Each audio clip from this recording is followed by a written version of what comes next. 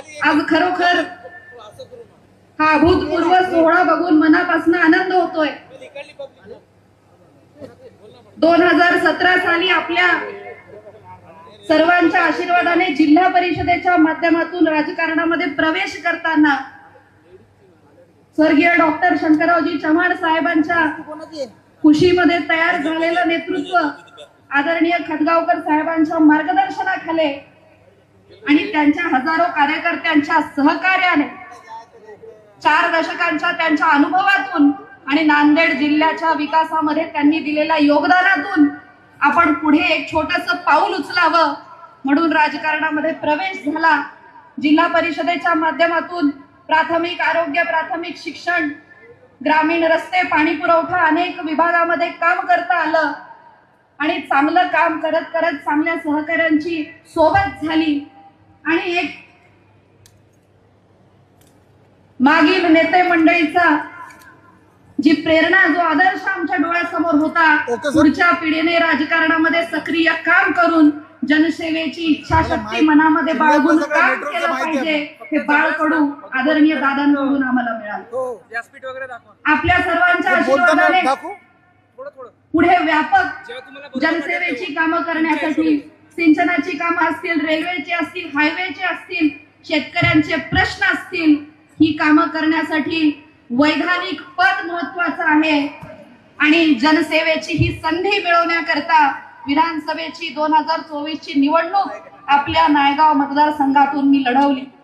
माझ्या मायमाऊलींनी, माझ्या बांधवांनी मला मोठा आशीर्वाद दिला।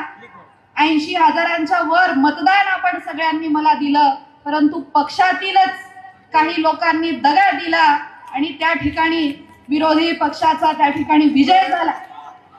आपल्याच पक्षामध्ये विश्वासघात होत असताना कुठेही दखल घेतली जात नाही आणि आमच्या बरोबर ही वागणूक जर होणार असेल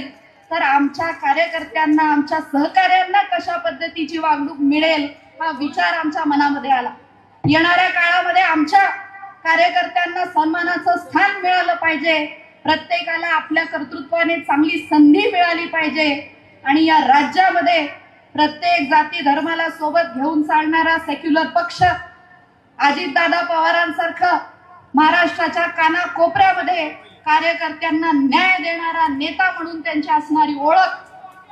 त्यांची प्रशासकीय कार्यपद्धती आणि त्यांचं उत्तम आर्थिक नियोजन यामध्ये नांदेड जिल्ह्याच्या विकासामध्ये ते प्रचंड पाठबळ आम्हाला देतील हा विश्वास आमच्या मनामध्ये होता आणि आदरणीय खटगावकर साहेबांनी आदेश दिला की अशा नेतृत्वाच्या बरोबर आपणही गेलं पाहिजे आणि राष्ट्रवादी काँग्रेस पक्षाच्या माध्यमातून त्या ठिकाणी आपण काम केलं पाहिजे। आज मला माननीय अजितदादा पवार साहेबांना त्यांचे धन्यवाद व्यक्त करायचे आहेत की एक चांगली संधी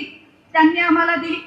माननीय प्रदेशाध्यक्ष सुनीलजी तटकरे साहेबांची मुंबईमध्ये भेट झाली आणि त्यांनी देखील सांगितलं चांगल्या पद्धतीचं काम करणाऱ्या कार्यकर्त्याला संधी ही राष्ट्रवादी काँग्रेस पक्षामध्ये आपल्याला निश्चितपणे दिली जाईल आणि त्यांनी सुद्धा आम्हाला एक दांडगा विश्वास दाखवला। मला मुद्दाम या ठिकाणी अजितदादांच्या बद्दल आपल्या सगळ्यांना ओळख आहे, त्यांचा परिचय आहे, त्यांचा खणखर स्वभाव, त्यांचा रोखोक कार्यपद्धती आणि प्रशासनावर असलेली त्यांची दांडगी पकड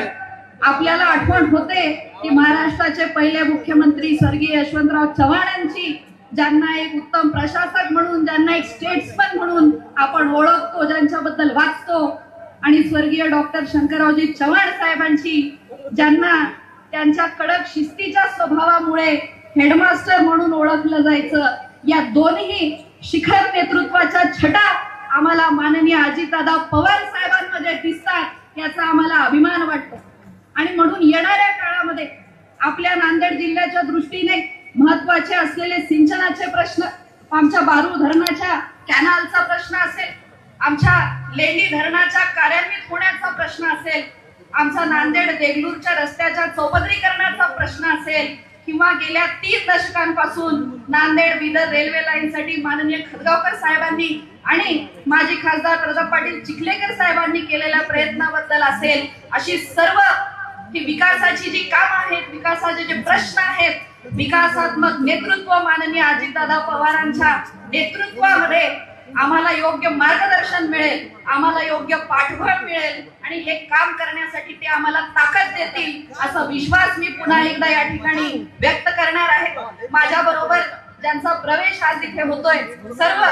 सन्माननीय कृषी उत्पन्न बाजार समितीचे सभापती असतील, जिल्हा परिषद पंचायत समितीचे माजी सभापती, सर्व माजी जिल्हा परिषद पंचायत समितीचे सदस्य, सर्व सरपंच, उपसरपंच, चेअरमन, हजारो कार्यकर्त्यांना मी आपल्या सर्वांच्या वतीने माननीय अजितदादा पवारांचे मनापासून स्वागत करते, त्यांचे पुन्हा एकदा धन्यवाद व्यक्त करते आणि आमच्या या लाडक्या बहिणी येणाऱ्या काळात आम्हाला मोठा आशीर्वाद देतील हा सुद्धा विश्वास या ठिकाणी व्यक्त करते। आमचे बांधव आमच्या पाठीशी खंबीरपणे उभे राहतील हा विश्वास या ठिकाणी व्यक्त करून पुन्हा एकदा सर्व मान्यवरांचे स्वागत करून अनावधानाने कोणाचं नाव या ठिकाणी घेण्यात आलं नसेल सर्वांची माफी मागून थांबते। जय हिंद, जय महाराष्ट्र।